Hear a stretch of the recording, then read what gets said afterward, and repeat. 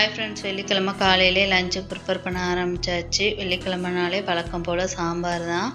இன்றைக்கி முள்ளங்கி, கேரட்டு, கத்திரிக்காய், முருங்கைக்காய் இதெல்லாம் போட்டு தான் சாம்பார் வைக்கலான்னு ரெடி பண்ணிக்கிட்டு இருந்தேன். காயெல்லாம் கட் பண்ணி எடுத்துட்டு இன்றைக்கி எப்பயும் போல் இல்லாமல் டிஃப்ரெண்ட்டாக ஒன் பாட் சாம்பார் மாதிரி ஒரு 3 டைம் வச்சு பார்த்தேன். சூப்பராக வந்துருந்துச்சு.